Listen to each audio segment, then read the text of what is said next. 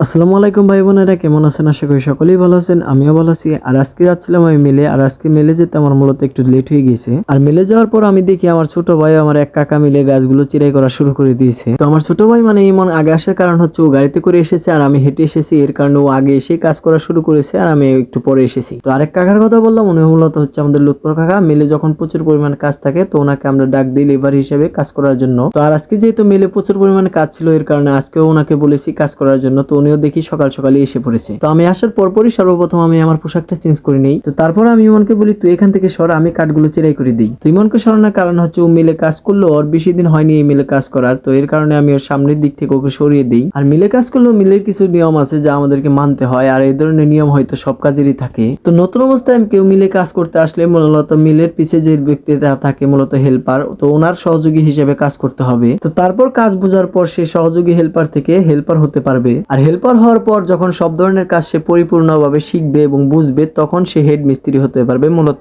করাতের সামনের দিকে সে যেতে পারবে। আর ইমন কাজে এসেছে মাত্র কিছুদিন আগে, আর ওর একজন হেল্পার হতেই তো অনেক সময় লাগবে, হেড মিস্ত্রি তো দূরেই থাক। কারণ আমি নিজেই কয়েক বছর ধরে কাজ করতেছি, এখনো পর্যন্ত ভালো একজন হেল্পার হয়ে উঠতে পারিনি, হেড মিস্ত্রি তো আমার জন্য দূরে থাক। তো তারপরেও আমি কিছুটা কাজ করার চেষ্টা করি এবং ইমনকে যতটা সম্ভব আমি সেখান থেকে দূরে রাখার চেষ্টা করি, কারণ সামনের ওই জায়গায় অনেকটা রিস্ক থাকে আর যে কোনো সময় যে কোনো দুর্ঘটনা ঘটে যেতে পারে। তো এর কারণে আমি ওকে ওখান থেকে সরিয়ে আমি নিজে কাজ করা শুরু করে দিই। তো কাজটা ছিল মূলত চলাগুলো চিরাই করা, মানে লাকড়িগুলো চিরাই করা আর কি। মূলত প্রত্যেক সপ্তাহ পর পরে বিভিন্ন জায়গা থেকে আমাদের কাছে চলার অর্ডার আসে, তো মূলত আমরা চলাগুলো চিরাই করে আমরা সেখানেই দিয়ে দিই। আর আজকেও চলার অর্ডার ছিল, কিন্তু পাবলিক কার্ড চিরাই করার এতটাই চাপ ছিল যে আজকে আর চলাগুলো চিরাই করতে আমরা পারিনি। আর এর জন্য আমাদেরকে বাধ্য হয়ে পাবলিক কার্ডগুলো চিরাই করা শুরু করতে হয়। তো গাছগুলো চিরাই করার আগে সর্বপ্রথম আমাদেরকে টেপ দিয়ে গাছগুলো মেপে নিতে হয়, কারণ গাছগুলো মাপার পরে সেগুলো ক্যালকুলেটরের মাধ্যমে হিসাব করে সেফটি নির্ধারণ করা হয়। আর গাছগুলো চিরাই করার পর সেই সেফটি হিসাব করেই পাবলিক আমাদেরকে টাকা প্রদান করে। তো এর কারণে সর্বপ্রথমে আমরা সব গাছগুলো মেপে নেই, আর তারপর গাছগুলো আমরা এক এক করে উঠিয়ে নিয়ে গাছগুলো চিরাই করে দিই। আর গাছগুলো চিরাই করার মাঝে মাঝে বিদ্যুৎ চলে গিয়ে আমাদেরকে একটু বিশ্রাম করার সুযোগ করে দেয়।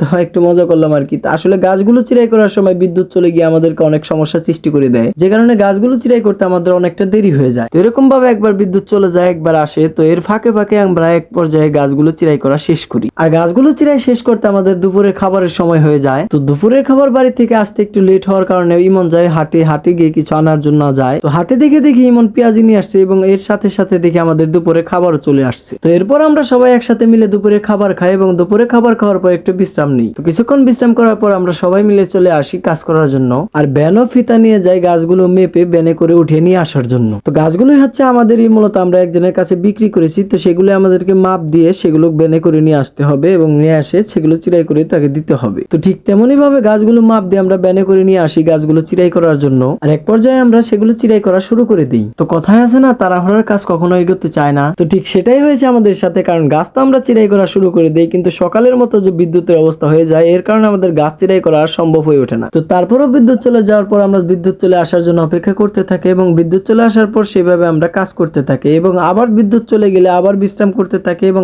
আবার চলে আসলে তারপর আমরা কাজ করতে থাকি। তো এভাবে গাছগুলো চিরাই করতে করতে এক পর্যায়ে সন্ধ্যা হয়ে যায় এবং সন্ধ্যার পর এক পর্যায়ে আমরা গাছগুলো চিরাই করা শেষ করি। আর গাছগুলো চিরাই শেষ করার পর আমরা আজকের মতো কাজ শেষ করি। আর কাজগুলো শেষ করার পর মিলটা পরিষ্কার করে দাফারগুলো নামে আমরা এক পর্যায়ে বাড়ির দিকে রওনা দিতে থাকি। তো আজকের ভিডিও এই পর্যন্ত। আশা করি সকলেই সুস্থ থাকবেন, ভালো থাকবেন। আল্লাহ হাফেজ, আসসালামু আলাইকুম।